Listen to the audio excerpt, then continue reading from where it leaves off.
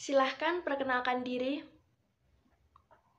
Perkenalkan, nama saya Isna Yuni Rohmah dari jurusan Kimia.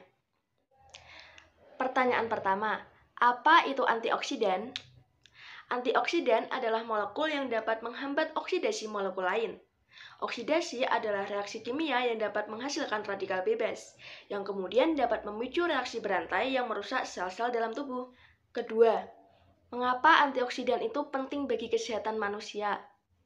Antioksidan penting karena membantu melindungi tubuh dari kerusakan yang disebabkan oleh radikal bebas, yaitu kerusakan oksidatif yang dapat menyebabkan penyakit degeneratif seperti kanker, penyakit jantung, dan penuaan dini. Selain itu, antioksidan membantu meningkatkan respon tubuh terhadap infeksi.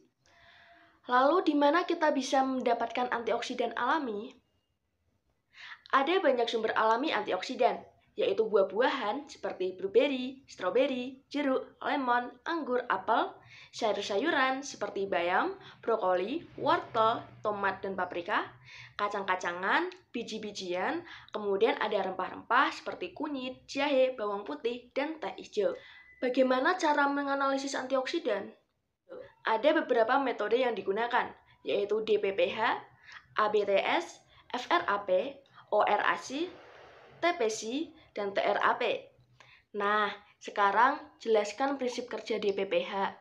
Metode DPPH ini mengukur kemampuan antioksidan dalam sampel untuk mendonorkan elektron atau hidrogen kepada radikal DPPH-nya yang berwarna ungu dan memiliki absorbensi maksimum pada panjang gelombang 517 nanometer. Jadi, saat DPPH bereaksi dengan antioksidan, warnanya akan memudar, yaitu mengindikasikan aktivitas dari antioksidan. Bagaimana cara menyiapkan sampel untuk uji DPPH-nya? Sampel diekstraksi dengan pelarut seperti etanol dan metanol, kemudian hasil ekstrak kita campur dengan larutan DPPH, dan kita inkubasi pada rentang waktu tertentu dalam kondisi yang gelap. Setelah diinkubasi, lakukan absorbensi sampel dengan spektrofotometer pada panjang gelombang 517 nanometer. Kemudian, uji aktivitas antioksidan dengan membandingkan pengurangan absorbensi dengan kontrolnya. Fungsi spektrofotometer itu apa ya untuk analisis antioksidan ini? Spektrofotometer digunakan untuk mengukur perubahan warna larutan DPPH yang terjadi karena adanya aktivitas antioksidan. Saudara sekarang jelaskan bagaimana struktur DPPH sebelum dan setelah reduksi. DPPH sebelum reduksi memiliki struktur radikal bebas yang stabil dengan elektron yang tidak berpasangan, sehingga memberikan warna ungu gelap khasnya. Struktur utamanya terdiri dari 2 cincin vinil dan 1 cincin pikil yang terikat pada nitrogen.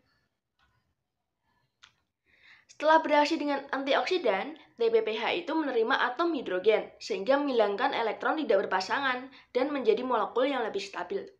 Warna larutannya menjadi tidak berwarna atau sedikit kekuningan, karena kehilangan warna ungu khas dari bentuk radikal bebasnya.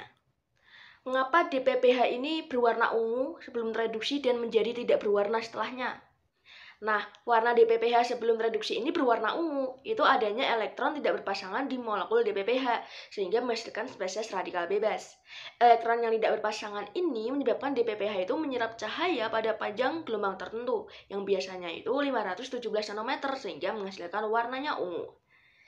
Lalu, ketika DPPH itu sudah tereduksi membentuk DPPHH, elektron yang tidak berpasangan itu menjadi hilang, sehingga tidak ada lagi spesies radikal bebas yang mampu menyerap cahaya pada panjang gelombang yang sama.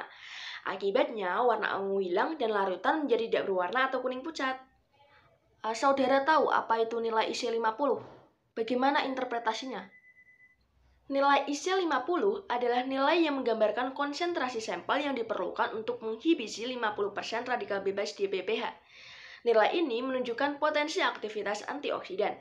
Semakin rendah nilai IC50, semakin tinggi aktivitas antioksidannya.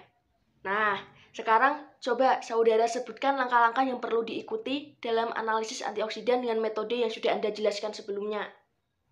Ada 7 langkah yang bisa kita ikuti. Yang pertama, siapkan larutan DPPH dengan konsentrasi tertentu. Kedua, siapkan berbagai konsentrasi sampel ekstrak. Ketiga, campurkan larutan DPPH dengan setiap konsentrasi sampel. Kemudian kita inkubasi campuran dalam kondisi gelap dalam waktu tertentu. Lalu kita ukur absorbensinya dengan alat spektrofotometer UV vis. Kemudian hitung persentase inhibisi radikal bebas DPPH-nya. Dan terakhir, kita buat plot grafik konsentrasi sampel versus persentase inhibisi untuk menentukan nilai IC-nya. Seberapa penting inkubasi dalam kondisi gelap selama uji DPPH ini?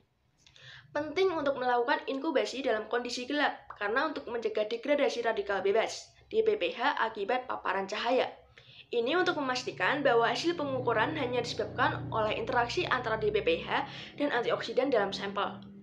Caranya menghitung persentase inhibisi radikal bebas DPPH-nya itu bagaimana?